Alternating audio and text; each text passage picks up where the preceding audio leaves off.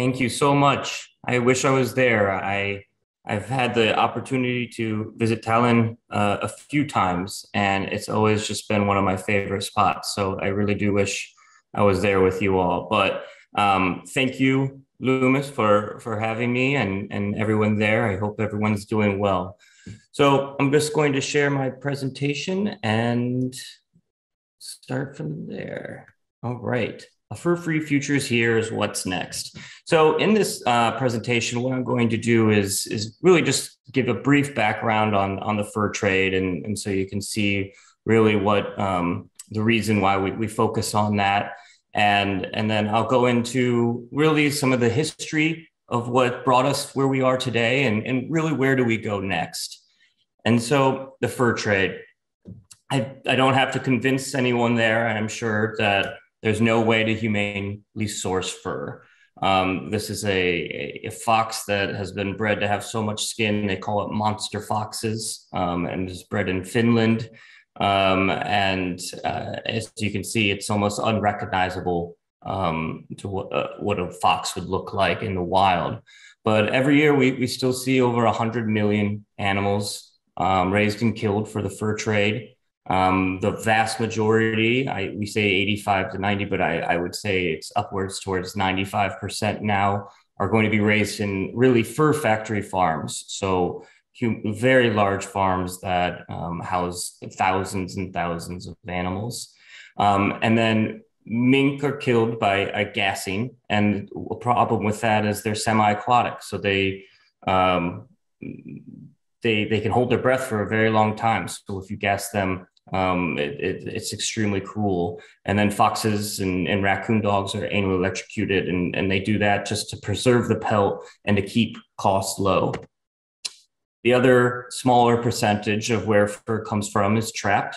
The United States and Canada are the two main countries that trap, mainly because they are the two main countries that allow the trap that you see in this image, a steel leg hold trap. But every year in the United States and Canada, we see threatened and endangered species being caught in these traps, as well as people's pets, just because these traps are considered natural landmines of the wild, because the trappers just set them, and any animal that comes along will be caught, and where they will hold them for days without food and water. And then obviously with any factory farming, there's the environmental implications. And this is from a fur investigation in 2019, where these are just rows and rows of this was a mink, or I think this was a fox farm. Just imagine how many animals are raised and killed, and the feces and the waste that goes into the soil and the water, as well as you have skin that will rot unless you treat it with toxic chemicals and carcinogenic chemicals like chromium and formaldehyde are used in that process. And then the big issue that everyone that's been working on fur for the last many years has been dealing with the last 2 years is the relationship between animals raised on fur farms and the risk to public health, because mink are especially susceptible to the SARS-CoV-2 virus. And in almost 2 years to the day, two mink farms in the Netherlands had COVID-19 outbreaks where the farmers would get sick and then the mink were sick. And that has exploded in the last 2 years, where we now have over 470 fur farms around the world that have had COVID-19 outbreaks. And we now know that mink are one of the first species that have been able to give the virus to humans. And we've seen mink variants in at least 5 countries so far, where the humans have the mink variant from the mink. And this has kind of spurred the discussion again for countries to ban fur farming. And Estonia amazingly has done that very recently. And we're seeing more and more countries really look at this trade and say, this is cruel, this is horrible for the environment, and it's a risk to public health.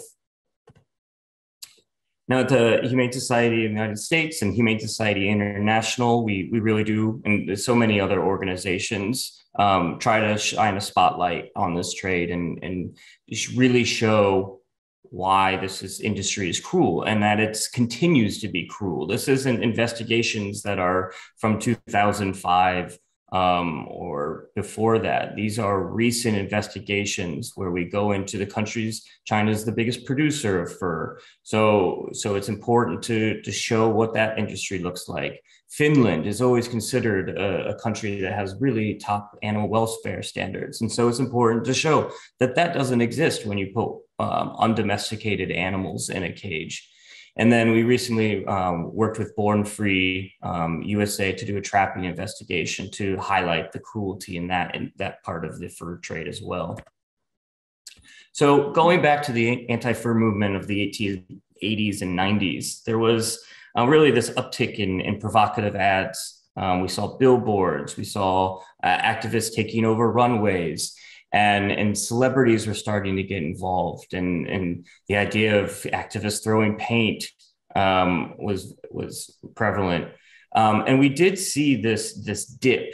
It was almost taboo. There was a fear of wearing fur, and so we saw a dip in at least the consciousness of the fashion industry to avoid fur.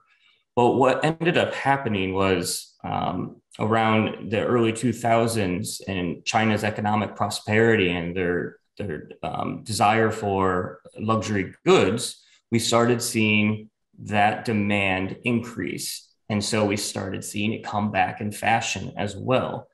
And by the early 2000s, whatever had decreased since the 80s and 90s was the fur trade was exploding. And it was doing very, very well, primarily because it was focusing on the Chinese consumer and wanting to reach the luxury consumers there. So around the year 2005, two animal groups went into a Chinese fur farm, Swiss Animal Protection and East International, and they filmed a species called a raccoon dog being skinned alive at a Chinese market. And I don't, many of you have probably seen this footage, but it was astonishing. And to see an animal to be alive at the end of being skinned was very hard to see. And I think it's been viewed millions and millions of times over the world. But at the Humane Society, we recognized, how is this species, raccoon dog, being brought into the United States? And we saw it was coming in as Asiatic raccoon, Tanuki, Murmanski raccoon, which is a completely different species. And so we wanted to really bring attention to this issue. And we started looking at labeling and advertising, and we saw that species were not being labeled correctly and advertised correctly. And we wanted to really highlight this, but we also saw that it was a bigger problem because there was a loophole in the federal legislation that said, if a value of a fur or product was less, or the fur on a jacket was valued at less than $150, it didn't have to be on the label at all. And so this loophole created just confusion. What was the worst part was we saw faux fur real fur being sold as faux fur. And obviously these are consumers that want to avoid fur altogether, and they're being duped into buying real fur. So we brought a lot of attention to this. Here's just a couple of examples. Tommy Hilfiger was selling a real raccoon dog as faux fur. Jay-Z and his brand Rockaware, considered one of the 101 dumbest moments in business, where he was selling raccoon dog as faux fur. So we wanted to close that loophole and make sure that all species were labeled correctly and had the species and the country of origin, which seems pretty simple. But what that did was it created an opportunity for us to start working with companies to go for free and educating them. And the first thing that we had to show companies, and this was, mid to late 2000s, was to show them that consumers cared about this issue. Because if consumers didn't care, then brands wouldn't care to make changes. And what's happening is this change that we're seeing with so many companies going for free is very much based on consumers driving that change. We know that when companies ask their consumers what do they care about, animal welfare is always a top priority. As you can see, this is a report by Vogue Business that shows that animal welfare is considered the top priority when consumers buy or make their purchases. This is another Boston Consulting Group survey that looked into really luxury consumers and if out of all the sustainability concerns, what is the top concern? And you can see that Gen Z is changing that, where animal welfare is just becoming a bigger, larger priority for that generation. And this is through the Fur Free Alliance, just seeing all the public opinion of wanting to move away from the fur trade throughout Europe. But when companies see this, they see the potential of marketing to those consumers and setting a policy that aligns with the values of their consumers. And that's why we've been able to see this uptick in brands going for free. So they're more aware of their supply chains because transparency is a bigger issue. They're also, more in tune with what their consumers want. So when they announce these fur-free policies, they're being rewarded. So when Gucci in 2017 posted that they were going for free on Instagram, it was one of their most liked posts of all time. Same with Prada on Twitter. And now we're seeing when companies announce fur-free policies, their stock actually goes up. It's so easy to go to a company now and say, if you go fur-free, your brand will get so much positive exposure and you'll be rewarded financially. And this is where we're seeing really the biggest change happening right now is on the financial side, where consumers and companies are realizing the financial sort of perks of doing good. They can do well by doing good. And so a lot of text here, but the overall messaging is just like banks now, financial institutions are setting policies against fur because they recognize that's where customers are. And we're seeing that in the form of ESG engagement, so environmental, social, corporate governance, where there are investors out there that want to make sure companies do move along on environmental issues, on social issues, and corporate issues. And the fur-free policies really align with all of those. We're even seeing CEOs' bonuses being tied to ESG investing. We're seeing the state of New York actually introduced a bill called the Fashion Act that says all the fashion businesses in New York, if they don't meet certain standards, are going to be taxed at a higher rate. And this is for environmental issues and social issues as well.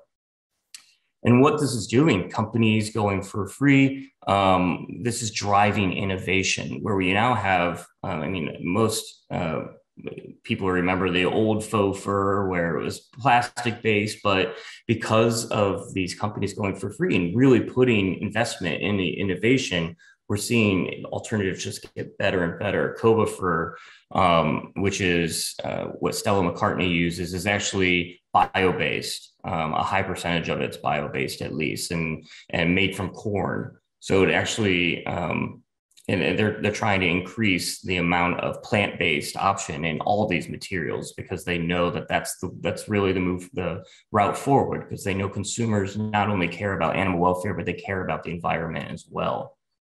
So at the Humane Society, we really do focus on banning fur sales because we want to move away from the demand for fur, very much like these corporate policies. But again, this is from the Fur Free Alliance. These are nearly 20 countries in Europe have moved away from production, so have banned fur farming. And we're seeing that increase pretty rapidly at this point.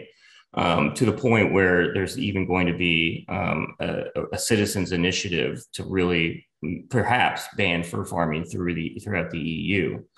But in the US, we want to focus on fur sales. And what that is it just stops the retailer from selling for a fur product, not necessarily a pelt. So California in 2019 became the first state to ban fur sales. Since then, a bunch of cities have done it. And we're looking for more and more states to do this. In 2021, Israel banned fur sales. In the UK, is very close, potentially, to banning fur sales as well. And just so you guys know what a fur sales, what that would look like, it would only apply to new fur products. So retailers would still be able to sell used fur at thrift stores and secondhand stores. It wouldn't apply to products like leather and shearling that are considered byproducts of the food production industry, which is very similar to what fur-free policies are on the corporate side. So when a company goes fur-free, it doesn't apply to leather and shearling. And people would still be able to own fur products. They just wouldn't be able to buy them at their retailers. So what's next, and why did we focus on fur? And I know I have a few more minutes before we have to move to questions, but we wanted to start with fur because they're going back to that 80s and 90s. Like I mentioned, it has a long history, and so we needed a starting off point, and fur was that thing. And we've already seen, because so many companies gone fur free, they want to be considered the most humane company, and so they are adding different policies on top of that. So you're seeing Chanel ban fur and exotic skins, Selfridges ban fur and exotic skins.